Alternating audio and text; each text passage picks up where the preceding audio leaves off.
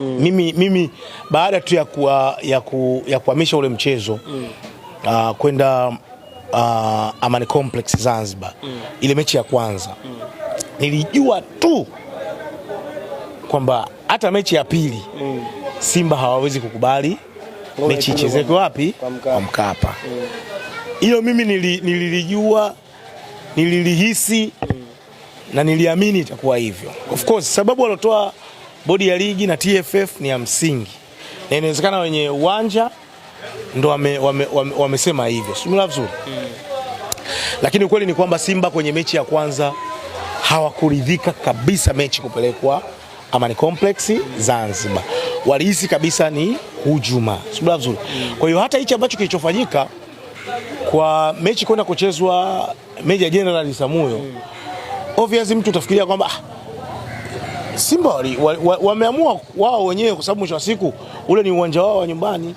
Umeona? Na mimi kama nilitabiri, ukipita kwenye peji yangu chini kule kuna video nilisema kwa sababu tumefungua hii room ya kwamba hii mechi kwa thamani iliyokuwa na, ujue mechi ya Simba na Yanga haipaswi tu kuwa mechi ambayo inaweza ikawa inazungumzwa kisiasa, kwa sababu hii ni mechi ambayo watu wengi wanataka kuingiza siasa nyingi sana kuliko uhalisia wenyewe. Mechi ya Simba na Yanga ilipaswa kuwa tunu ya taifa. Tunu ya taifa.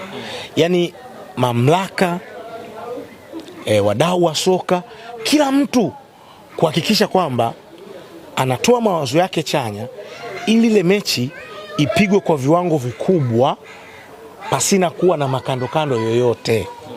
Sio? Kwa nini? Kwa sababu ni mechi ambayo inatoa taswira nzima ya mpira wetu. Ni mechi ambayo inautangaza mpira wetu kwa kiasi kikubwa. Ni mechi ambayo ndiyo mechi bora inazikutanisha timu bora za ligi kuu Tanzania bara. Ni mechi ambayo ina burudani kuanzia nje ya uwanja mpaka ndani ya uwanja.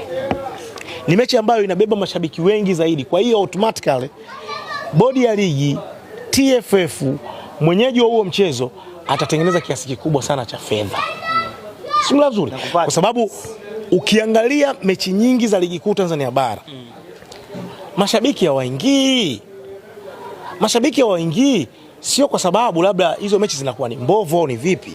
Kwa sababu mashabiki wengi wanazipenda sana Simba na Yanga kuliko mpira.